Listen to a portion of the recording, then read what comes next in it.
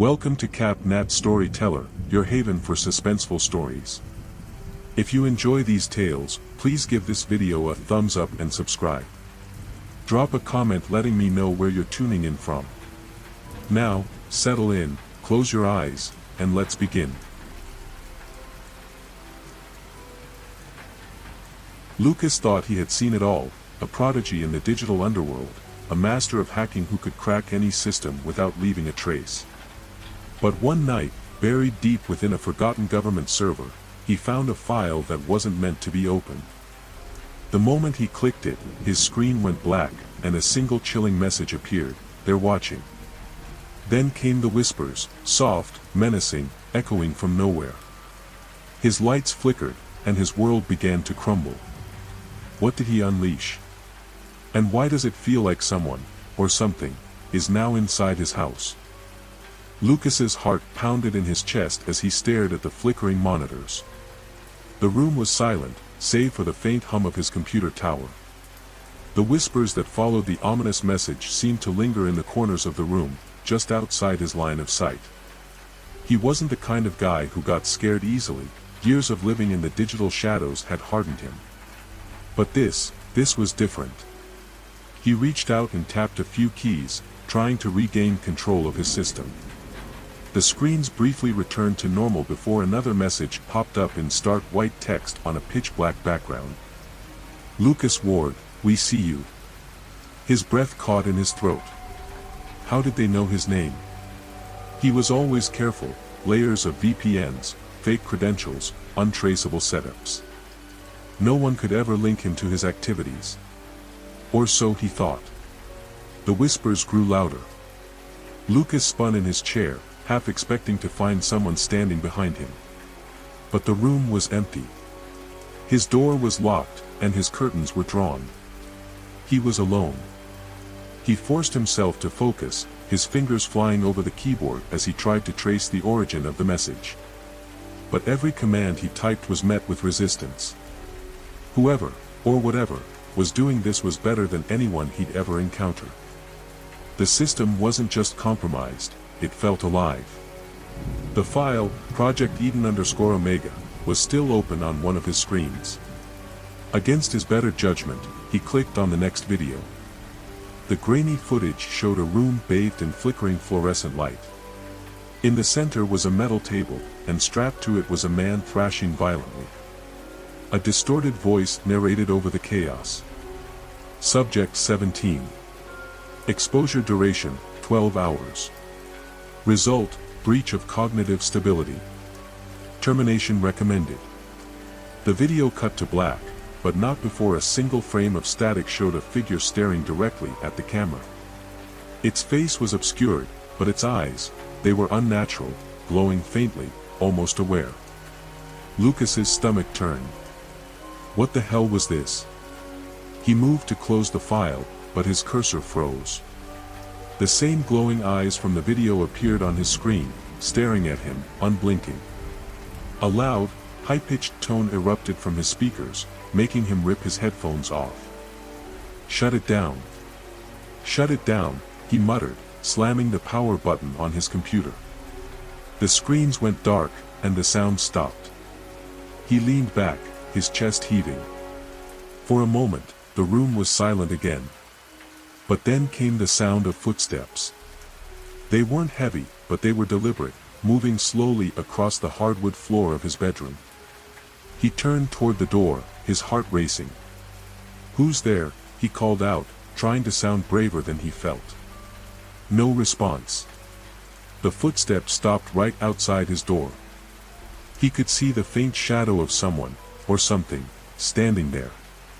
It didn't move. Lucas grabbed the nearest object, a heavy screwdriver from his desk, and edged toward the door. His fingers trembled as he reached for the handle. He yanked it open, raising the tool like a weapon, but the hallway was empty. His phone buzzed on his desk, the sudden sound making him jump. He picked it up with shaky hands and looked at the screen. It was a text message from an unknown number. "You shouldn't have looked, Lucas." His stomach dropped. He typed back, his hands barely able to steady themselves. Who is this? 3 dots appeared, showing the sender was typing. Then the reply came. It's not a question of who. It's what. The message was followed by an attachment, a photo. Lucas hesitated, but curiosity got the better of him. He opened it. The image showed his bedroom, taken from just behind him. In the photo, he was sitting at his desk, staring at his computer. But there was something else in the frame. A figure stood in the shadows behind him, its glowing eyes locked on him. The lights in his room flickered. The whispers returned, louder now, more insistent. Lucas spun around, but there was nothing there. He was alone. Or so he thought. Lucas bolted upright, his chest heaving as the sound of the whispers surrounded him. They weren't words, at least not ones he could understand. They were a blend of voices, some soft, some guttural, overlapping in a chaotic symphony of dread. He grabbed his phone and stared at the photo again. The figure with glowing eyes was standing in his room, right behind him. But now, when he looked over his shoulder, there was nothing there. The only movement came from the curtain by his window, fluttering slightly in a breeze he couldn't feel. The silence was oppressive, broken only by the faint hum of his powered-down computer. It didn't make sense. If everything was off, how had the text come through? He felt his throat tighten as his phone buzzed again. Another message lit up the screen. You can't hide, Lucas. Hide? He wasn't even sure what he was running from. His instinct screamed at him to get out of the house, but where would he go? He lived alone, his parents having left him the house when they moved overseas a year ago. His nearest neighbor was a good mile away, and calling the police with a story about glowing eyes and mysterious whispers felt pointless. As he debated his next move, his computer powered itself back on. The monitors flickered to life, displaying nothing but static. Then, one by one, the static resolved into images, surveillance footage. The first feed showed his driveway. Empty. The second showed his backyard. Dark, with shadows stretching unnaturally long. The third showed his front porch. For a moment, there was nothing, but then, movement. A figure stepped into frame. Its shape was human but wrong, its limbs too long, its head slightly tilted as if it didn't fully understand how to hold itself upright. The glowing eyes pierced the darkness, locking onto the camera. Lucas felt bile rise in his throat. He couldn't breathe. The figure didn't move closer, it just stood there, watching. Suddenly, the whispers surged, louder and more distinct. They weren't coming from his computer anymore, they were inside the house. He grabbed his screwdriver and backed toward the door, his eyes darting around the room. His phone buzzed again. It's already inside. Lucas's stomach dropped. He scanned the room, his vision blurring as panic set in. The shadows seemed to shift and writhe, almost alive. The closet door creaked open. He hadn't touched it. He was certain it had been closed.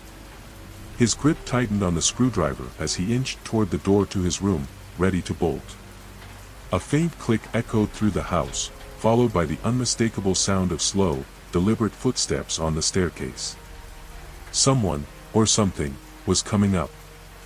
Lucas fumbled with the door handle, yanking it open and stumbling into the hallway. The light above him flickered, casting erratic shadows that made everything look distorted. He glanced toward the staircase. The footsteps stopped. For a moment, there was nothing but silence. Then, a figure emerged at the top of the stairs. It wasn't human. Its skin was pale, almost translucent, and stretched tightly over its elongated frame. Its head was too large, its mouth too wide, filled with teeth that looked more like jagged shards of glass. But the worst part was the eyes, those same glowing eyes from the video, radiating a cold, unnatural light that seemed to bore straight into Lucas's soul. It didn't charge at him. It didn't speak. It just smiled. Lucas turned and ran. He bolted down the hallway, his mind racing. His options were limited, the bathroom, the guest room, or the attic. The creature's footsteps echoed behind him, slow and deliberate, like it knew he had nowhere to go. He threw himself into the attic, slamming the door shut and locking it. His hands shook as he braced the door with an old chair, praying it would hold. The whispers returned, louder now, filling the small space with their haunting chorus. He scrambled to the far corner, his back pressed against the wall.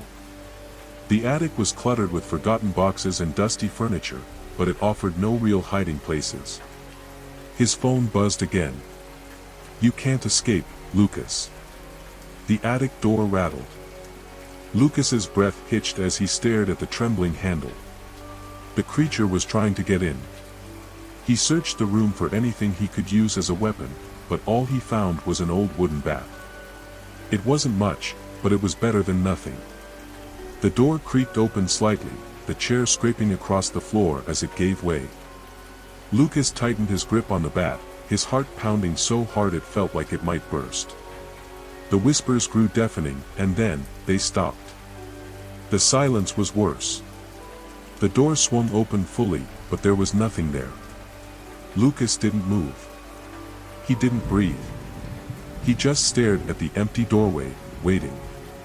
And then, from the darkness, a hand shot out and grabbed his ankle. "Let me know if you'd like to continue to Chapter 3.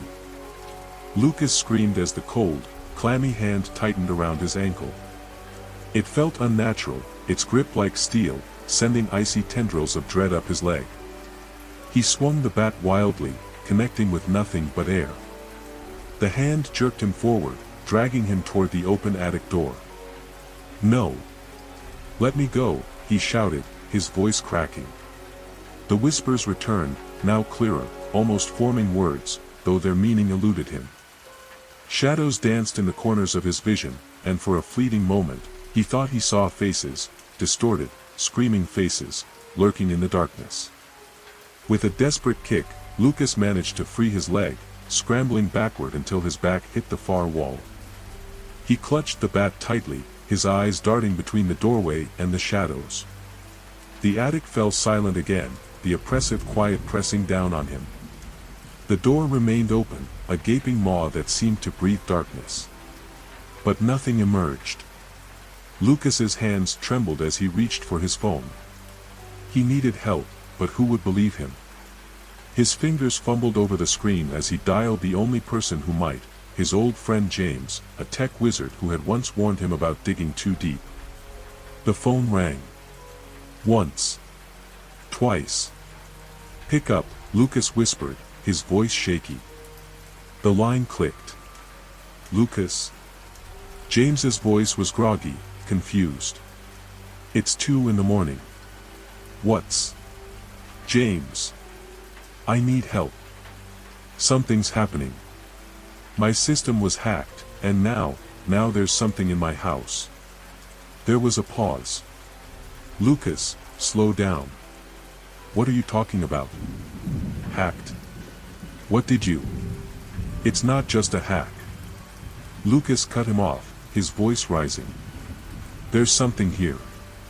It knows my name. It's..." The line crackled, and James's voice was replaced by static. Then came a chilling sound, James's voice again, but distorted, repeating a single phrase. "You can't escape, Lucas." The call ended. Lucas stared at the phone, his breath coming in shallow gasps. This wasn't just a breach of his system. This was something else entirely. Something malevolent. The attic light flickered, then went out. Darkness swallowed the room. Lucas fumbled for the flashlight app on his phone, but the beam barely pierced the suffocating black. The shadows seemed thicker, more alive. He felt them closing in, pressing against him. Then, the laughter started. It was faint at first, like a child's giggle, echoing from nowhere and everywhere at once. It grew louder, more maniacal, as if mocking him. Lucas gripped the bat tighter, his knuckles white. "Show yourself," he shouted, his voice cracking with fear. The laughter stopped. From the corner of the room, a figure stepped into the dim light of his phone. It was the creature from the surveillance footage, its glowing eyes fixed on him. But now, it was closer, close enough for Lucas to see the grotesque details of its face. Its skin was stretched tight over sharp, angular bones, and its mouth twisted into an unnatural grin. "Lucas," it said, its voice a guttural growl that echoed in his mind. "You've seen too much." He swung the bat, but the creature moved faster than he could react, disappearing into the shadows. The whispers surged again, louder and more frantic, as if a chorus of voices was crying out in warning. The air grew colder. Frost formed on the windows, and Lucas's breath came out in visible puffs. His flashlight flickered, and for a moment, he thought he saw dozens of glowing eyes staring at him from the darkness. "No," he whispered, shaking his head. "This isn't real. This can't be real." The creature's voice echoed from all around him. "Reality is what we make it, Lucas." The attic door slammed shut, trapping him inside. Lucas banged on it with the bat, but it wouldn't budge. The whispers turned into screams, filling his ears, his mind, drowning out his thoughts. Then, silence. The door creaked open again, revealing the hallway. The house was quiet, eerily so. Lucas hesitated, his instincts screaming at him to stay put, but the oppressive energy of the attic drove him out. As he stepped into the hallway, he felt a strange sense of disorientation. The walls seemed taller, the shadows deeper. It was his house, but it felt wrong. His phone buzzed in his pocket. Another message.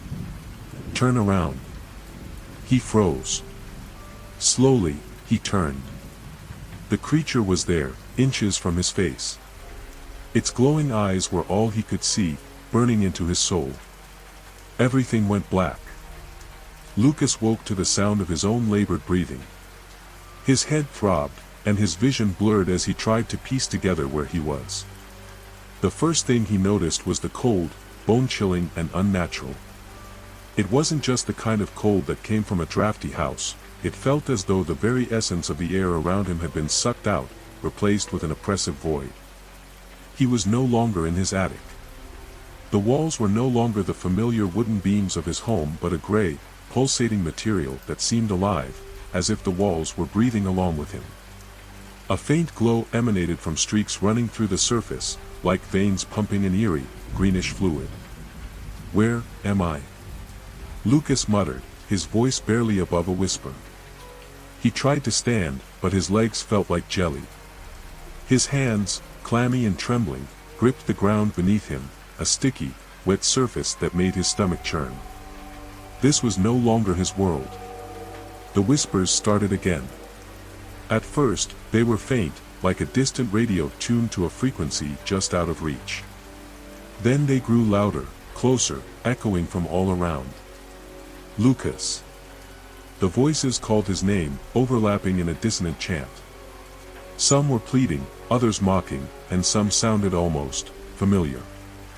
He spun around, searching for the source. His phone, somehow still in his pocket, buzzed incessantly. Lucas pulled it out with shaking hands. The screen flickered, distorted lines running across it before displaying a single message. "Welcome to the threshold." Before he could react, the screen changed again. This time, it showed a live feed, not of his house, but of something far worse. The camera seemed to be in a room similar to the one he was in, but there were figures standing there. At first, Lucas thought they were statues, their bodies unnaturally still. But as he squinted, he realized they were people, pale, lifeless, their eyes hollowed out and mouths frozen in silent screams. His stomach turned as he recognized one of the faces. It was James. "James," he shouted, but the image on the screen didn't respond. The whispers turned to laughter again, echoing through the space. It was coming from everywhere and nowhere, wrapping around him like a suffocating fog. "You shouldn't have come here," a voice whispered in his ear. Lucas spun around, swinging the bat instinctively, but there was nothing there. "Leave me alone," he shouted into the void, his voice breaking. The laughter stopped abruptly. For a moment, there was silence.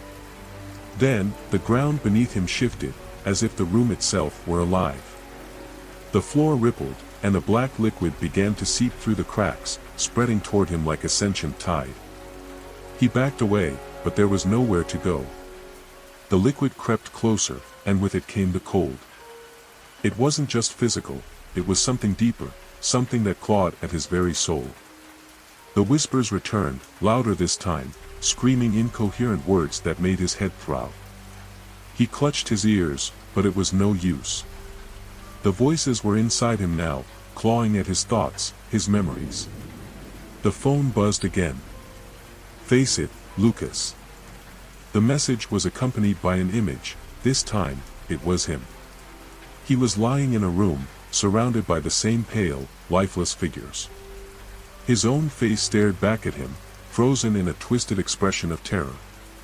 "No, no, this isn't real," Lucas cried, dropping the phone. It hit the ground with a sickening squelch, sinking slightly into the black liquid. The walls began to close in, the pulsating veins glowing brighter as the space constricted. Shadows emerged from the liquid, humanoid forms with elongated limbs and featureless faces.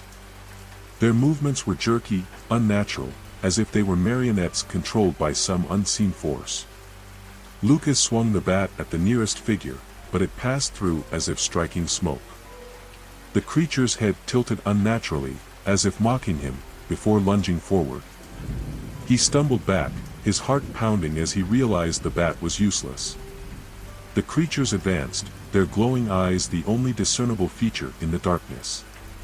"Stay back," he screamed, but they didn't stop. As they closed in, the whispers turned into a deafening roar. The shadows reached out, their cold, claw-like hands brushing against his skin. Each touch sent a jolt of pain through his body, not physical but something deeper, like they were pulling pieces of him away. He screamed, a raw, primal sound, as the world around him dissolved into chaos.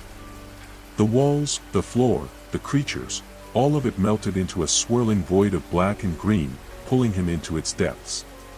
And then, silence. When Lucas opened his eyes, he was back in his house. The attic was as he had left it, dusty, cluttered, and seemingly untouched. The bat lay on the floor beside him, and his phone was in his hand, the screen cracked but blank. For a moment, he thought it was over. But then, his phone buzzed. "You've only just begun, Lucas." The words burned into the screen, refusing to disappear no matter how many times he tried to clear them. And from the corner of the room, the laughter started again. Lucas's heart raced as the laughter echoed through the room. It was no longer the faint sound of an unseen entity, it was right there, tangible, as if someone, or something, was standing just behind him. Every instinct screamed at him to run, but where could he go? The laughter was everywhere, crawling under his skin like an itch he couldn't scratch. He slowly turned, gripping the bat in his trembling hands. The attic was dim, illuminated only by the weak beam of moonlight slicing through the dirty window. Shadows seemed to move on their own, twisting unnaturally as if they were alive. His breath fogged the air, the unnatural cold biting at his skin. "Show yourself," Lucas yelled, his voice cracking. It was a weak attempt at bravery, but his body betrayed him, shaking uncontrollably. The laughter stopped abruptly. Silence filled the attic, pressing down on him like a suffocating weight. Then, from the far corner of the room, a shape began to form.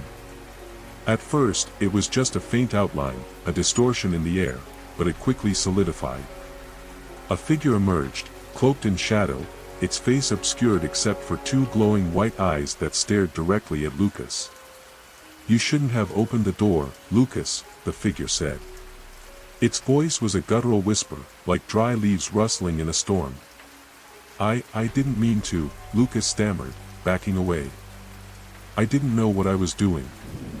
The figure stepped closer, its movements slow and deliberate, as if savoring his fear. With each step, the shadows around it seemed to ripple and grow, consuming the light in the room. Lucas swung the bat, but the figure didn't flinch. "You invited us," it hissed, tilting its head unnaturally. "Now, you can't unsee." The words sent a chill down his spine. Before he could respond, the figure lunged. Lucas swung the bat wildly, but his weapon passed through the entity as if it were made of smoke. The force of his swing threw him off balance, and he stumbled, crashing into a pile of boxes. The shadow loomed over him, its glowing eyes burning into his. "Do you know what happens to those who look too far?" it asked, its voice dripping with malice. Lucas scrambled backward, his hand landing on something sharp, a broken piece of glass from an old picture frame. He gripped it tightly, his palm bleeding, and thrust it at the figure. The glass connected, and for a brief moment, the shadow recoiled, its form flickering like a dying flame. Taking the opportunity, Lucas bolted for the attic door. His feet pounded against the wooden floor as he descended the staircase 2 steps at a time.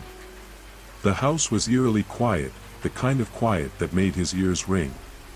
He ran to the front door, yanking it open, but what he saw stopped him dead in his tracks.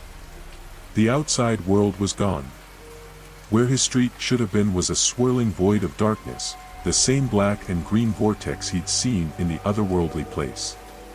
The ground seemed to pulse with a sickening rhythm, and faint whispers filled the air. "No," Lucas whispered, stepping back. "This isn't real." The door slammed shut on its own, and the locks clicked into place. He spun around, his heart hammering in his chest, only to find the living room completely transformed.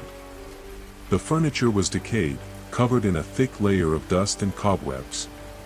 The walls were cracked and oozing a dark, viscous substance. The air smelled of rot and something metallic, blood. The TV flickered on, static filling the screen. Slowly, an image came into focus.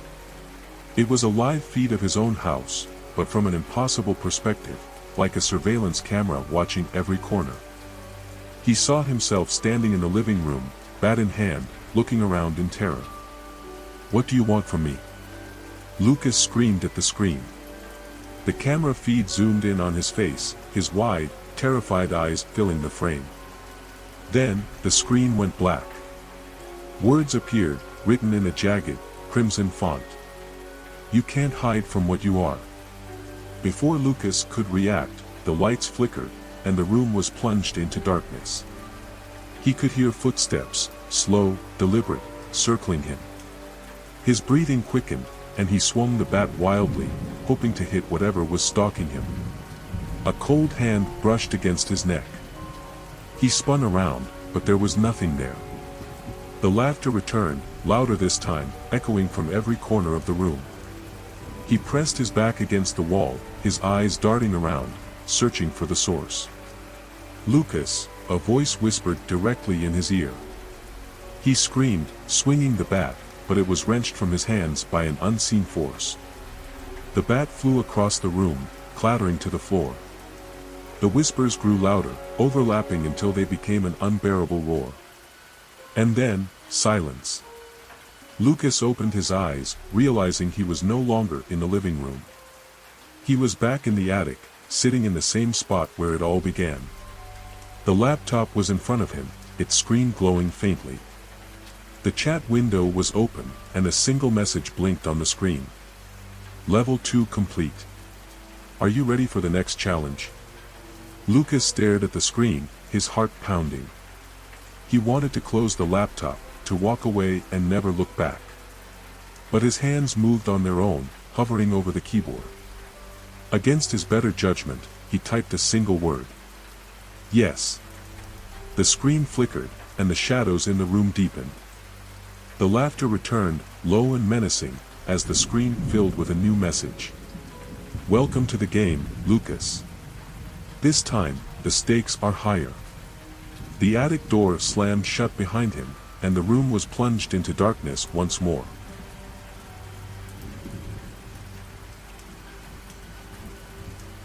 Lucas sat frozen, staring at the laptop screen. His body screamed for him to run, to fight, to do anything but stay. Yet, his fingers hovered above the keyboard, compelled by an unseen force. The message on the screen taunted him, blinking in eerie rhythm. Welcome to the game, Lucas. This time, the stakes are higher. His breath caught as the cursor blinked expectantly, waiting for his response. He didn't type. He didn't move. The silence was oppressive, thick with the weight of something unseen, something watching. The screen flickered, and a new message appeared. If you don't play, they will. Suddenly, the screen split into 4 quadrants, each showing a live feed. Lucas's stomach twisted in knots as he recognized the faces, his parents, his younger sister, and his best friend, James. Each was in their own space, seemingly oblivious to the camera's gaze. His mother was washing dishes, his father flipping through a newspaper. His sister was in her room, scrolling on her phone. James sat in his car, headphones on, nodding to some unheard beat. What is this? Lucas shouted at the screen, his voice trembling with anger and fear.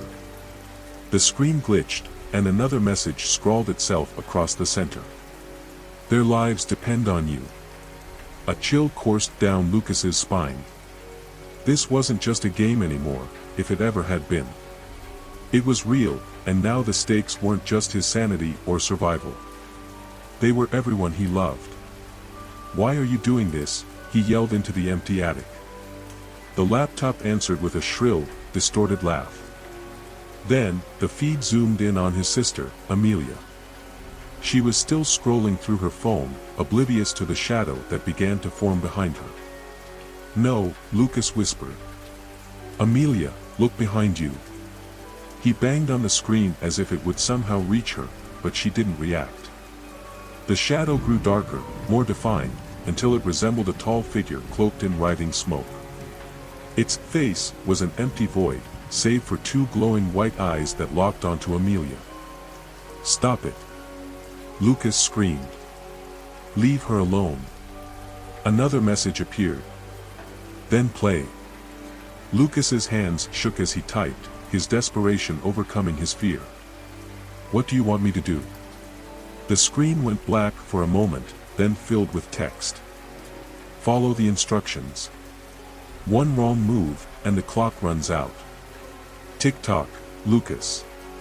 A timer appeared in the corner of the screen, counting down from 5 minutes. The first instruction blinked into view. Find the key. The key? Lucas muttered, looking around the room. He realized with horror that the attic had changed. The familiar clutter was gone, replaced by endless rows of old furniture, dusty trunks, and towering stacks of books. The air was thick with the smell of decay, and the dim light barely reached the corners of the space. He scrambled to his feet, searching frantically. Drawers were yanked open, boxes overturned. The timer continued its relentless countdown, the numbers glowing like embers in the darkness. 4:12, 3:45. The laughter returned, faint at first, but growing louder. Lucas turned sharply, his heart hammering. Shadows moved in the corners of the room, just out of sight. Where is it? He cried, tearing open an old chest. Inside was a small, ornate key. Relief flooded through him as he grabbed it. The screen blinked with another message. Next task, open the door. Lucas turned to the attic door, which now had a heavy padlock dangling from its handle. He rushed to it, fumbling with the key as the timer ticked down. 2:15, 1:47. Finally, the lock clicked open, and the door creaked ajar. Beyond it was not the staircase he expected, but a hallway bathed in flickering red light. The walls were cracked, oozing with black liquid that dripped onto the floor. The timer reset to 5 minutes, and a new instruction appeared. Keep walking. Don't look back. Lucas swallowed hard and stepped into the hallway. The door slammed shut behind him, and the timer began again. The hallway seemed endless, stretching farther than it could have physically existed. The red light pulsed, and with each flash, Lucas saw brief, horrifying images, hands clawing at the walls, faces screaming silently, figures watching from the shadows. The whispers started again, faint at first, but growing louder. They said his name, over and over, in a chorus of voices that didn't belong to anyone he knew. "Don't look back," he reminded himself, forcing his feet to keep moving. Behind him, the whispers grew to screams, pleading and crying. "Lucas, help us." It was his sister's voice. He froze, his heart pounding. "Amelia? Lucas, please, don't leave me." It was so real, so desperate. Against every instinct, he turned his head. The hallway erupted in chaos. The shadows lunged toward him, their shapes grotesque and ever-shifting.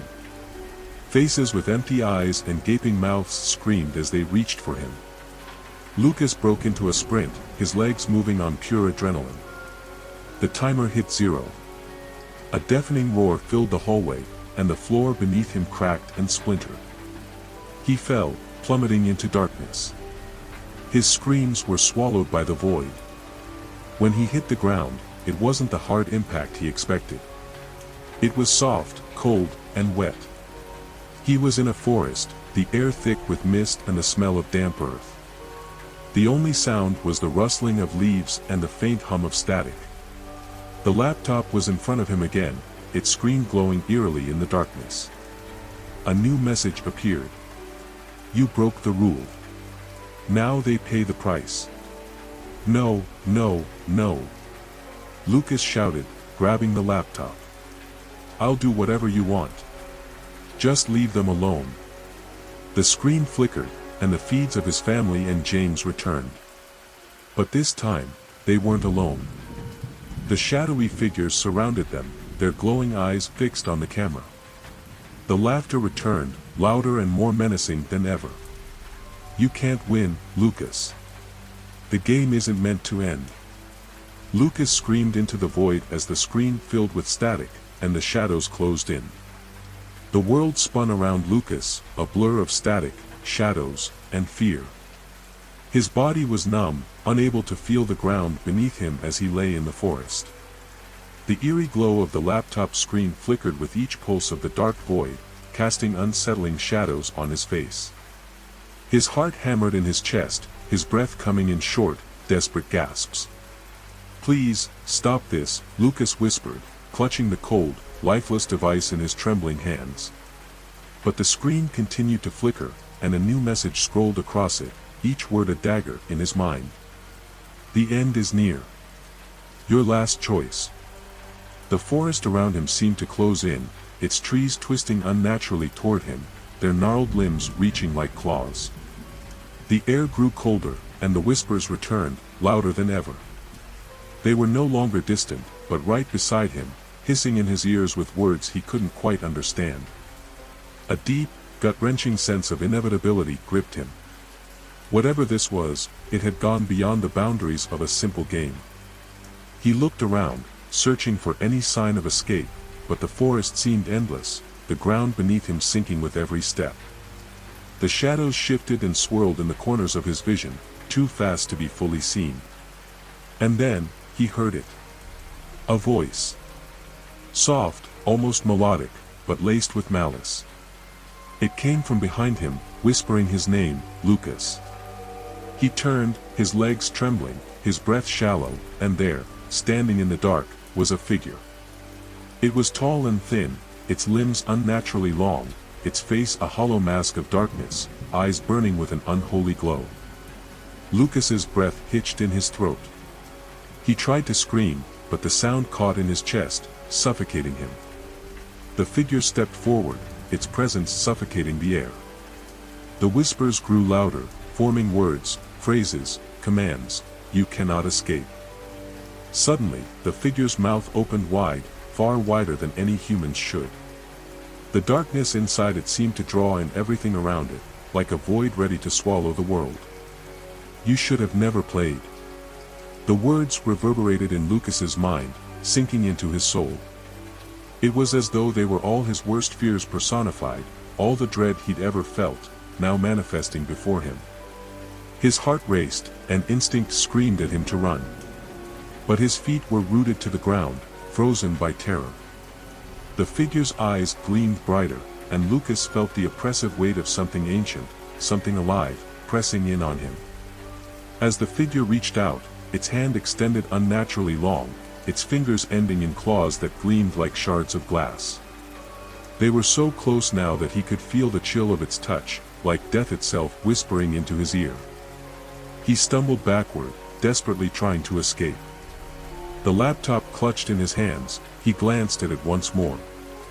The screen flickered, showing the feeds of his family, each one surrounded by those same dark figures. They were closer now, their eyes fixed on the screen with an eerie, knowing expression. The shadows began to circle them. "You failed, Lucas. They all pay." With a strangled cry, Lucas threw the laptop away from him, but it clattered against the ground uselessly, still glowing with that sickly light. The figure before him took another step forward, and this time, Lucas could see what lay behind it, another world, twisted and distorted, like a broken mirror reflecting the worst parts of reality. Shapes twisted in the air, clawing at the edges of the forest, and distant screams echoed through the trees. He wanted to close his eyes, to block it all out, but he couldn't. The figure's mouth opened wider, the dark abyss inside threatening to pull him in. "No!" Lucas screamed. "Please, I'll stop. I'll do anything. Just don't hurt them. Don't hurt me." The figure's smile grew wider, an impossibly cruel grin that sent a wave of cold terror down his spine. "It's too late now." In a swift, terrifying motion, the figure lunged toward him, its clawed hands reaching for his chest. As its fingers brushed against him, Lucas felt a searing pain, like his very soul was being torn apart. He screamed, but the sound was swallowed by the void that consumed him.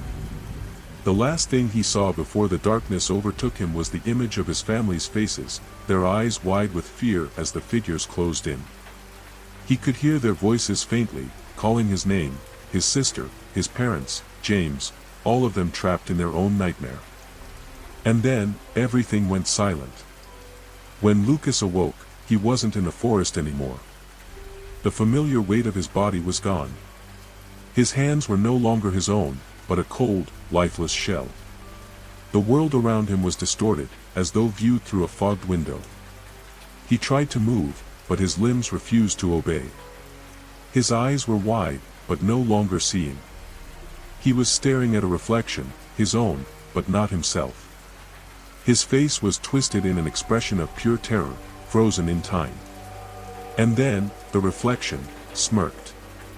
The voice, now a deep, haunting tone, echoed in his mind. "You were the last. And now, you are one of us." As the darkness closed in, Lucas realized, with horror, that this was not the end of the game. It had only just begun. The screen went black. And then, in the distance, Lucas saw something flicker to life, the glow of another laptop. The game was far from over. The whispers began when Marcus was only 11. At first, they were just faint sounds, like the rustling of papers in an empty classroom. But over time, they grew clearer, more distinct, always when he was alone, always when the room was silent. At first, he thought it was the wind. But the whispers didn't stop. Then one day, during a test, Marcus heard it clearly, so loudly in his mind that he froze. "You're not as smart as you think." It wasn't a voice in the room. It was in his head, a voice from nowhere. Who was it? What did it want? Marcus had no idea, but the fear grew inside him. Was it his mind unraveling, or was something else stalking him? Marcus Mitchell was always a peculiar child.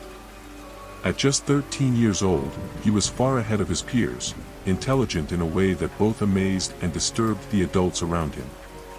He had already skipped 2 grades, a rare feat even for the most gifted children. His classmates, while respectful of his intellect, kept their distance, unsure how to connect with someone so different. To them, Marcus was more like a puzzle to be solved than a friend to be made. It was on an ordinary Thursday afternoon, the air in the schoolroom thick with the lingering scent of chalk and old books, when the first whisper came. Marcus sat alone at the back of the classroom, his head buried in an advanced physics textbook. The other students were gathered in small clusters, chatting about their weekend plans, their voices blending into a dull hum in the background. Marcus wasn't interested. He rarely was. He preferred the company of numbers, equations, and theories. The classroom had always been his sanctuary. As the bell rang, signaling the end of the school day, Marcus remained seated, finishing the last few lines of a complex problem. He didn't even notice that the other students had left. His world was contained within the pages of his book. Then, out of nowhere, a voice whispered his name. Marcus. It was so faint, so distant, that he thought it was just the wind or his imagination. But it was unmistakable. The voice was in his mind, as if someone had quietly spoken directly into his ear, only there was no one around. He froze, his pencil still in his hand. His heart skipped a beat. His eyes darted around the empty classroom. The fluorescent lights above flickered faintly, casting eerie shadows across the walls. "Hello?" Marcus called out, his voice trembling slightly. There was no response. Just the silence of an empty room. He shook his head, chalking it up to exhaustion. Maybe he was just too focused on his work. Maybe it was nothing. But then, it came again, closer this time, more distinct. The voice was low, almost a whisper, but it carried a weight that pressed down on his chest. "Marcus," it said, dragging his name out with a soft, mocking tone. "You're so clever, aren't you?" Marcus's breath caught in his throat. He stood up abruptly, his chair scraping loudly against the floor. His eyes scanned the room once more. He knew there was no one there, but the feeling of being watched was undeniable. "Who's there?" he demanded, his voice growing stronger despite the creeping fear coiling in his stomach. "Show yourself." Silence. The only sound was the distant hum of the school's heating system. Marcus felt his hands tremble as he slowly returned to his seat. He tried to shake it off. He was just tired. His mind was playing tricks on him. But the whispers didn't stop. Days went by, and the whispers only grew stronger. It started as a faint rustle, like the sound of paper turning in an empty room. He'd hear it in the halls, when no one was around, as he walked from class to class. It wasn't the kind of noise you could explain. It wasn't footsteps. It wasn't voices. It was just a sound. A whisper. Sometimes, he'd hear it while he was studying late at night.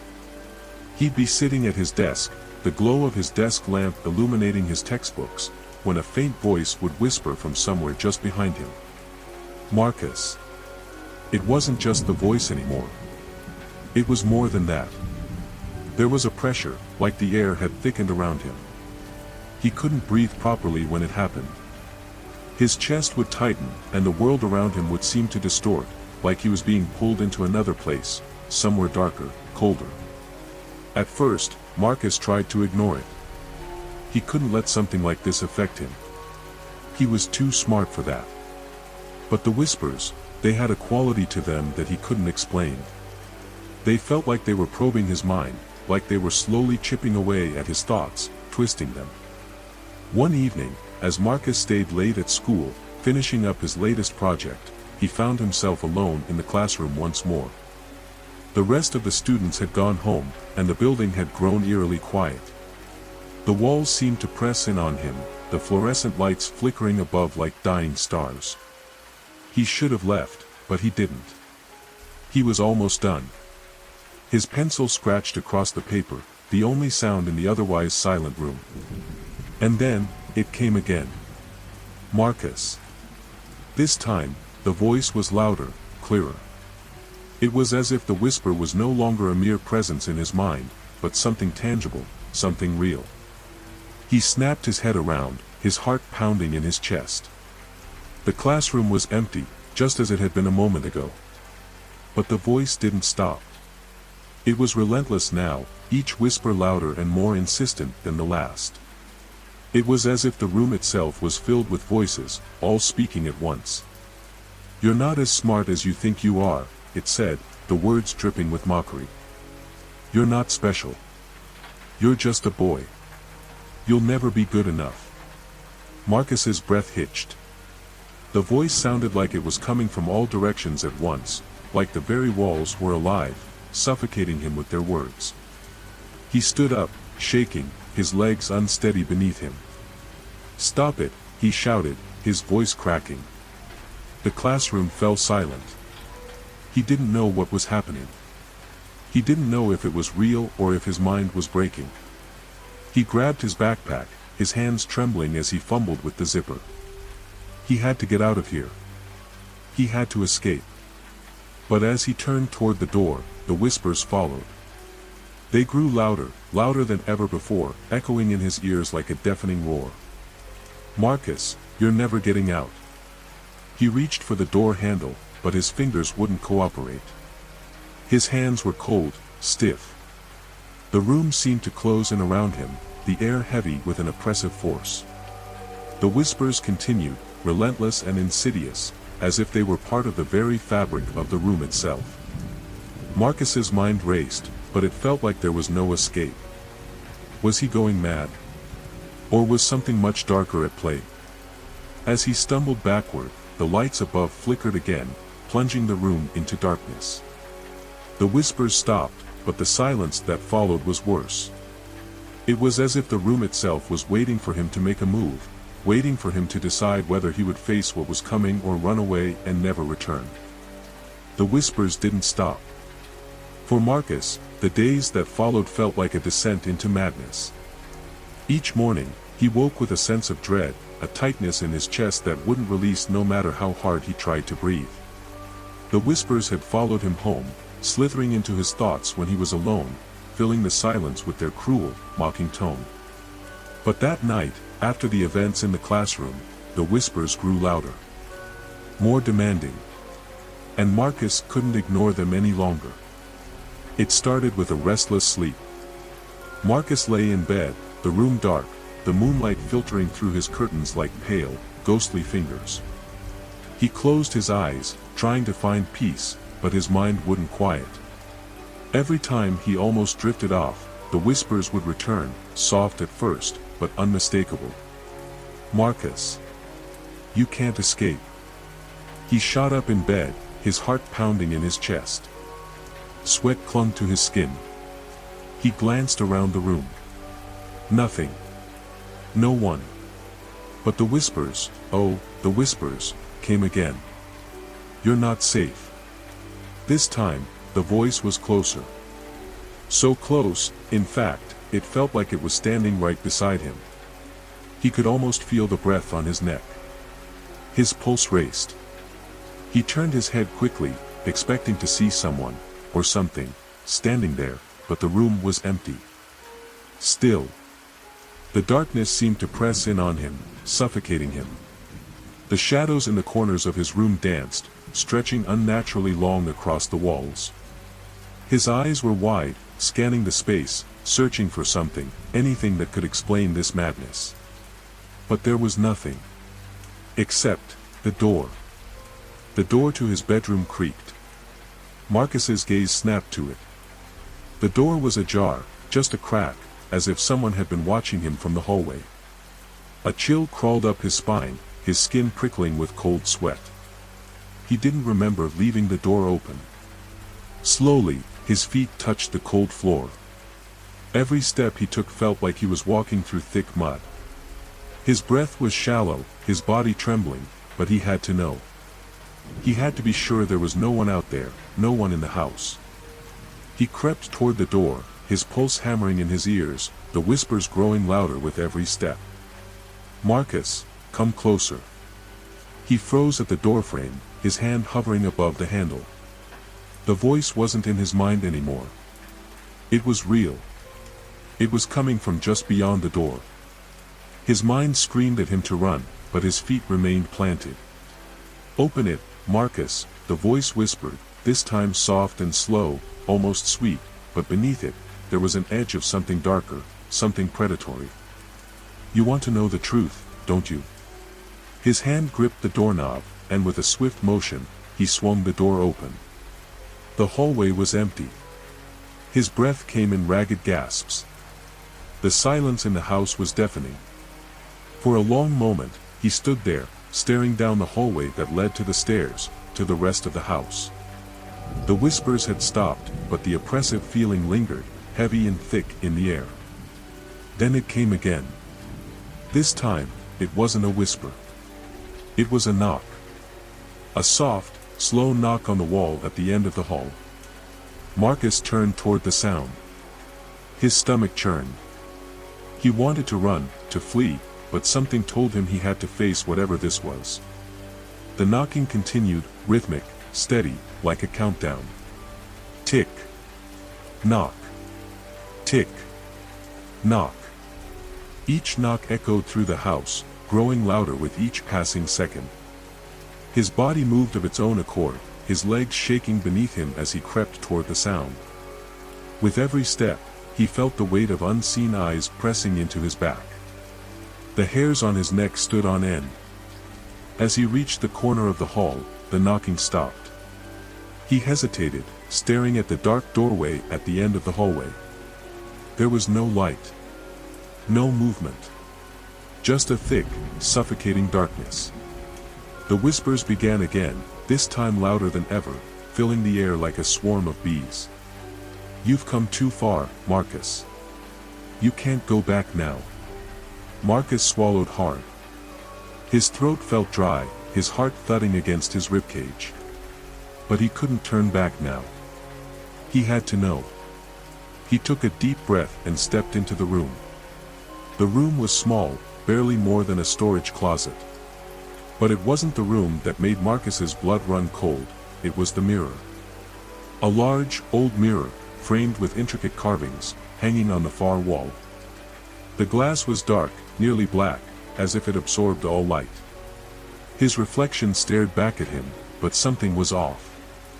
His reflection wasn't standing still. It was moving. He watched in horror as his reflection raised a hand, just as he did, and began to mimic his movements. But then it didn't stop. The reflection grinned. A grin that wasn't Marcus's. The face in the mirror twisted into something grotesque, a smile too wide, too sharp. Its eyes gleamed with something dark and hollow. The figure in the glass leaned closer, pressing its face against the cold surface of the mirror. Marcus. I've been waiting for you. Marcus stumbled backward, his body crashing into the wall behind him. He spun around, heart racing, but the room was empty. There was nothing behind him. Nothing except the reflection, staring back at him. He turned back to the mirror, but now, his reflection was gone. The whispering grew louder, a chorus of voices that filled the room. You've opened it now, they hissed. You've awakened it. Marcus's head spun. He felt dizzy, nauseous. His legs gave out beneath him, and he crumpled to the floor, gasping for air. His chest felt tight, as if the walls themselves were closing in. A sound broke through the madness, a low, guttural growl from the corner of the room. Marcus's eyes darted to the dark shadows, his breath catching in his throat. Something was moving in the darkness. Slowly, it emerged. A figure, tall and thin, with twisted limbs and a face that was nothing more than a distorted mask of horror. Its eyes glowed faintly in the dark, an unnatural yellow hue. The creature stepped closer, and Marcus couldn't move. He was paralyzed, his body frozen in terror.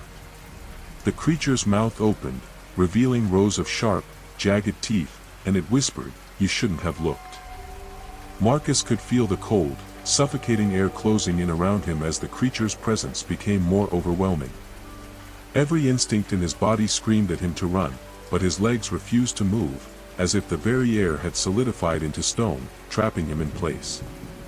The creature's glowing yellow eyes fixed on him, burning through the dark with an intensity that made Marcus's skin crawl. Its mouth opened further, revealing a jagged array of teeth, each one seeming to stretch impossibly wide, like the grin of some malevolent predator. But it wasn't just its grotesque appearance that terrified him, it was the way it seemed to be studying him, as if it knew exactly what he was thinking, every fear, every weakness.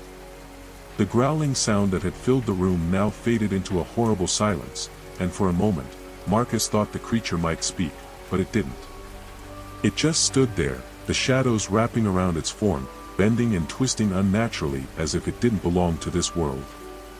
The hairs on the back of his neck prickled as the darkness seemed to deepen, spreading, consuming the room until all he could see were those glowing eyes and the shifting shadows.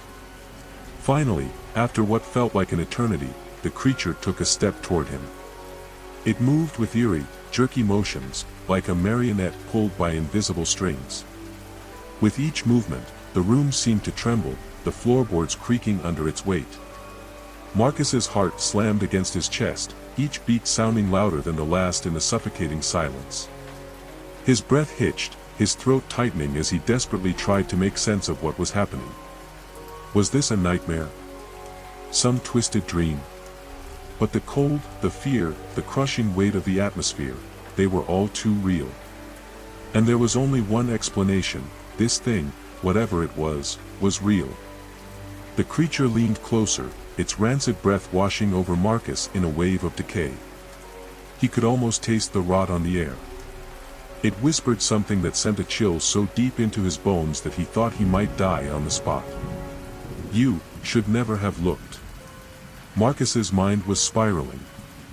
His heart was racing so fast he thought it might stop.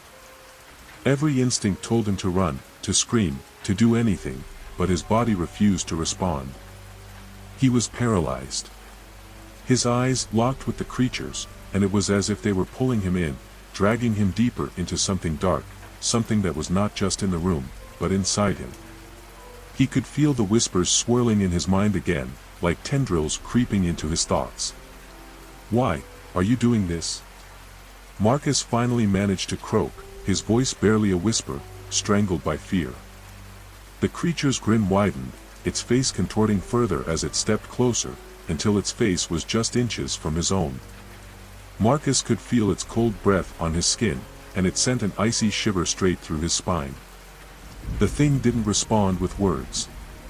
Instead, it reached out with long, skeletal fingers, its nails sharp and twisted like broken shards of glass. Marcus recoiled, but the creature's fingers seemed to stretch, elongating in a grotesque, unnatural manner. It grabbed his wrist, its grip like ice, and a cold sensation spread through his body at the point of contact. He gasped in pain as the creature's fingers dug into his flesh. He could feel his strength draining away, his vision starting to blur at the edges, and his mind, his very mind, was being consumed by something dark and horrible. Then, in a split second, the creature let go. Marcus stumbled back, his head spinning. His body was weak, his limbs trembling, but he couldn't stop himself from looking back at the thing. The room felt like it was closing in, the walls seemingly bending and warping, and the creature, it didn't move. It stood there, watching him, silently, its glowing eyes still fixed on him. And that's when Marcus noticed something that made his stomach churn. The shadows. They were moving. Not the creature, but the shadows on the walls, creeping closer toward him, stretching, reaching like dark hands, forming shapes, faces, and figures. As if the very room itself was alive, a twisted entity, hungry, desperate. Marcus's heart raced even faster, the fear choking him. He stumbled back toward the door, desperate to escape, but the shadows followed. He could see them now, shifting and contorting into more grotesque forms. Eyes appeared in the dark, staring at him with inhuman malice, and mouths opened wide, revealing rows of teeth far too many to count.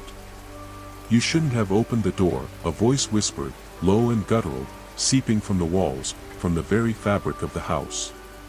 Marcus tried to scream, but no sound came.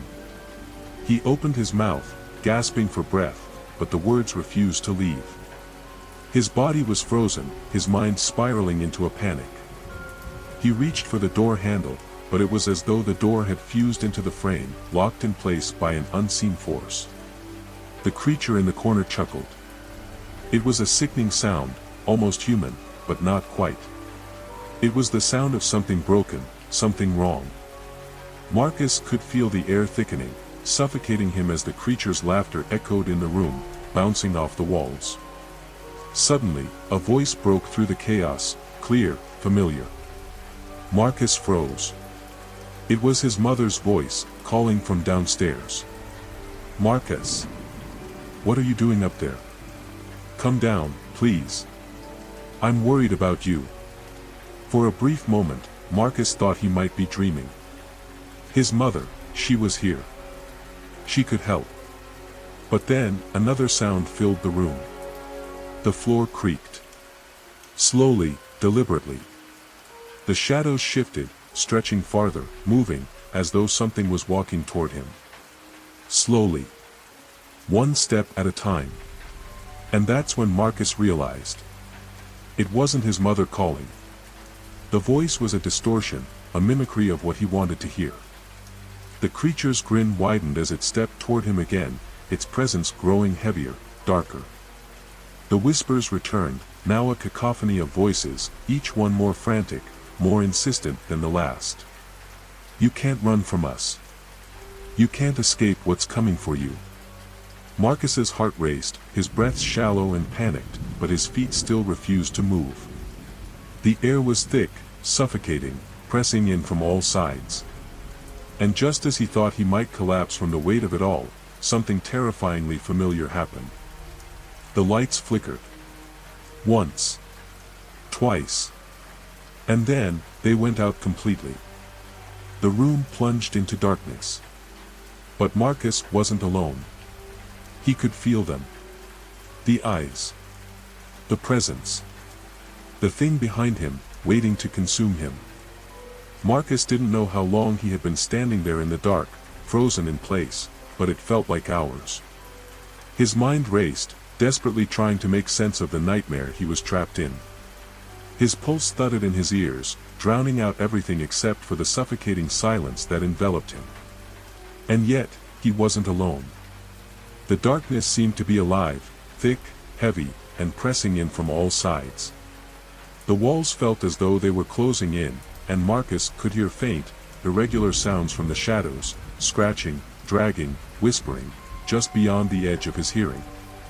His breath hitched in his throat, and he took a cautious step forward, his shoes squeaking against the floor. The cold air gripped him like icy fingers, sending shivers down his spine. Suddenly, he heard it. A faint rustling sound, soft as a breath but unmistakably there.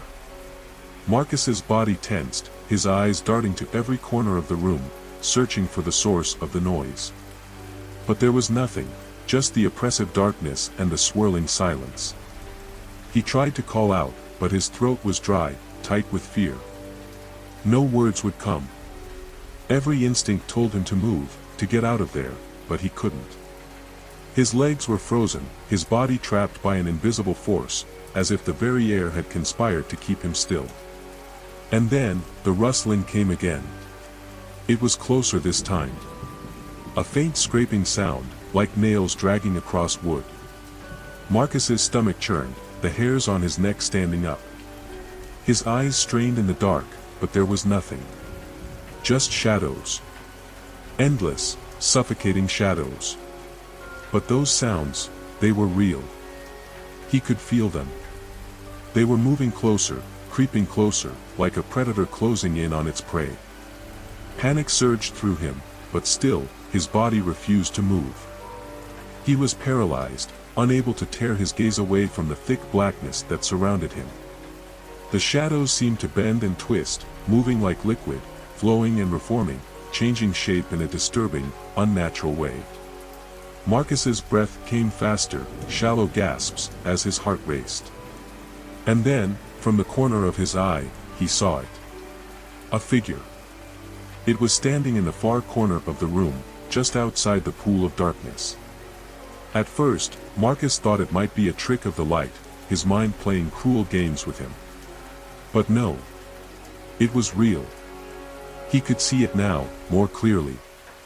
A tall, thin figure, barely visible in the darkness, but unmistakable in its presence. A shadow, taller than any man, with long, spindly limbs that stretched unnaturally, bending and twisting as it moved. Its face was hidden in the folds of the shadows, but Marcus could feel its eyes on him. Cold. Unfeeling. Watching. The figure didn't move, at least, not at first. It just stood there, silent and still, as though it was waiting. Watching him. Marcus's throat tightened. His mind screamed for him to run, to get away, but his legs refused to respond. His body was locked in place, every muscle frozen, as though the very air around him was thick with something that kept him trapped, kept him from escaping. He wanted to scream, but the words wouldn't come. He opened his mouth, gasping for air, but there was only silence. The figure in the corner of the room didn't move, didn't even blink. It just stood there, waiting. And then, it spoke. A voice, low and guttural, whispered from the shadows. It was a voice Marcus recognized, but it wasn't possible.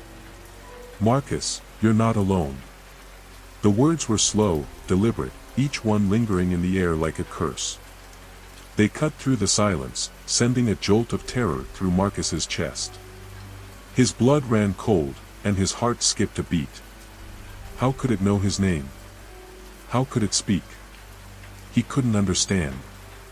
The figure's face slowly began to emerge from the darkness, but it wasn't human. No, it wasn't anything that should exist in the world he knew. The face that slowly slid into view was pale and gaunt, with hollow eyes that were as black as the night itself. Its mouth was stretched into a grotesque grin, sharp teeth gleaming in the faint light. It was a face that shouldn't have existed, a face that wasn't supposed to be here. "Marcus," the voice repeated, drawing out his name like a slow, sickening chant. "You thought you were safe. You thought it was over." The creature's face twisted in a way that shouldn't have been possible, the grin widening unnaturally, as though its jaw was unhinging. Marcus could hear the cracking of bones, the creaking of skin as the thing contorted itself. It was wrong. Everything about it was wrong. "You can't hide. You can't escape," the creature hissed, its voice rising in pitch, becoming more shrill, more frantic. "I know everything. Every thought. Every fear. And I am here." Marcus could feel his sanity slipping away, his mind unraveling at the sound of its voice. It was like it was inside his head, whispering his darkest thoughts, his deepest fears, things he hadn't even told himself. The room around him began to change. The walls seemed to bend and warp, stretching and twisting like they were made of rubber.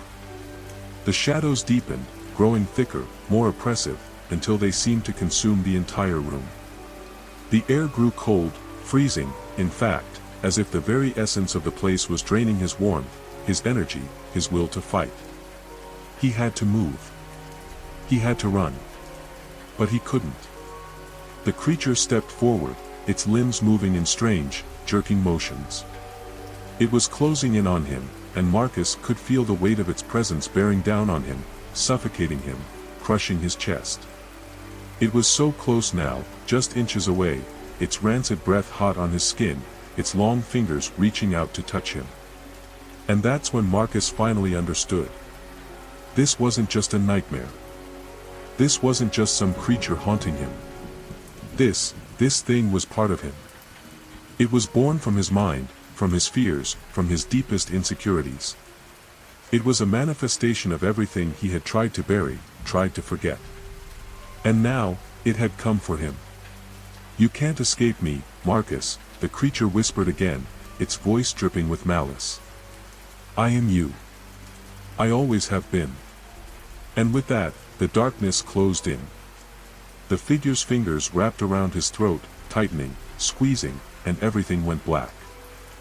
Marcus woke with a jolt, his body jerking upright as though he'd been yanked from a deep, suffocating sleep. His breath came in ragged gasps, his heart pounding violently against his ribs. For a split second, he couldn't understand where he was. His surroundings were unfamiliar. The cold, damp air, the oppressive silence. It felt like he had woken up in the middle of a dream, but it wasn't a dream. His eyes darted around the room, frantic, trying to take in his surroundings. He was still in the same place. The same room.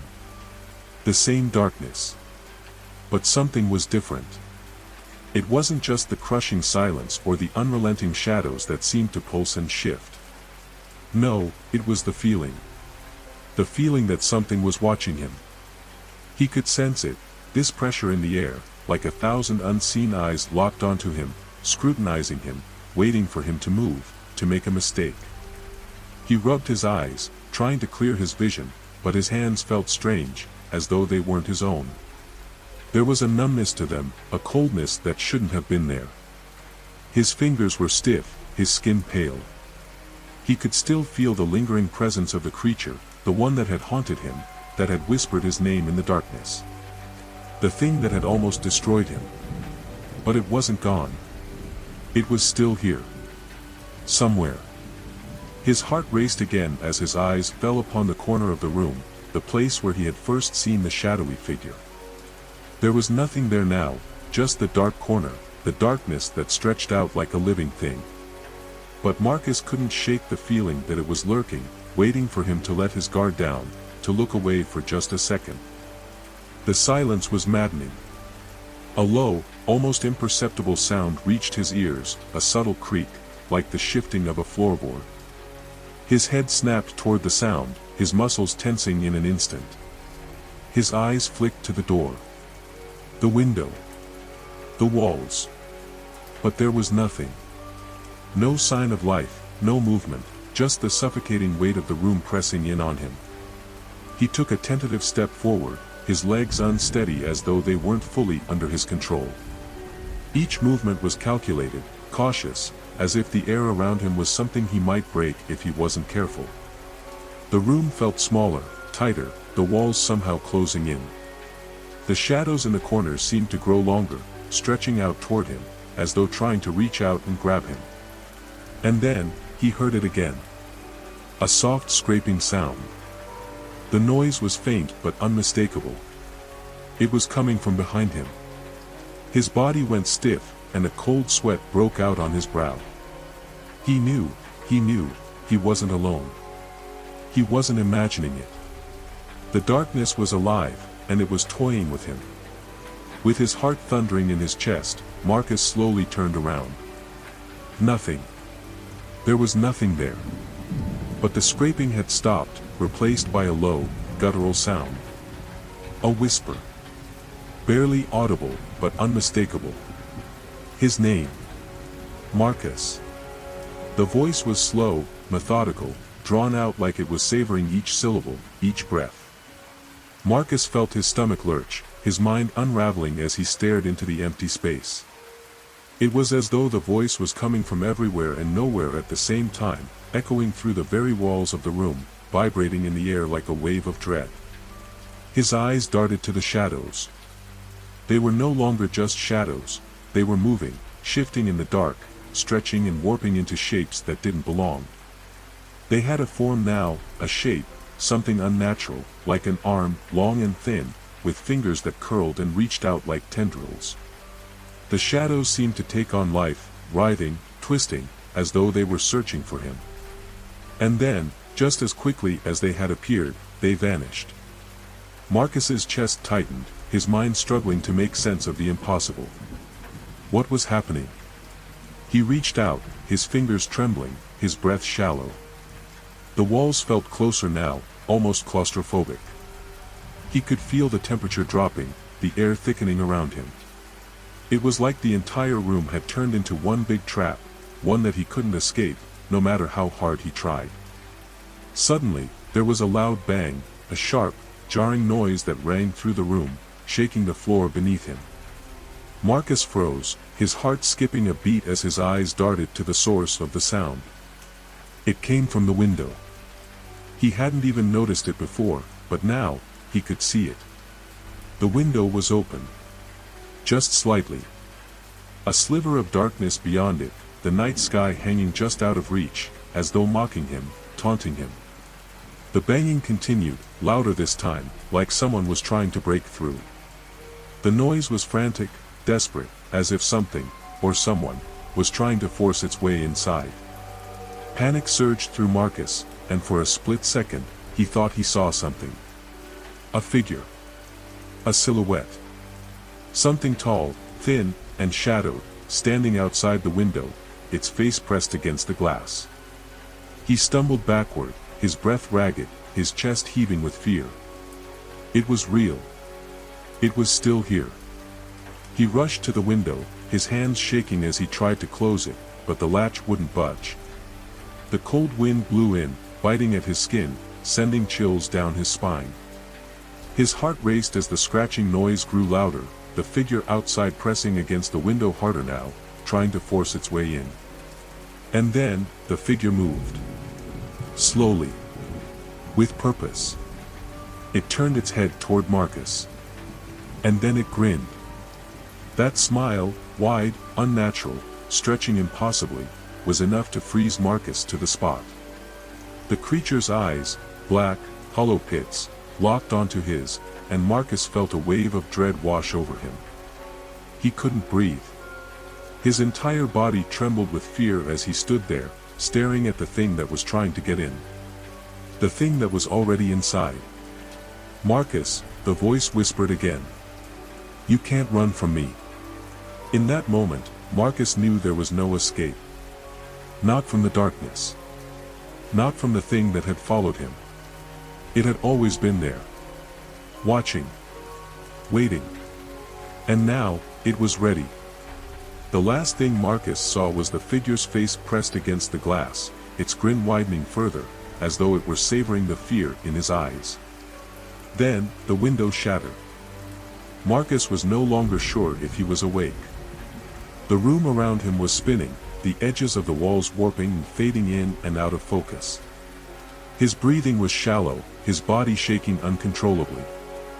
He tried to move, to run, but his legs felt like lead, as though something heavy was anchoring him in place, preventing him from escaping.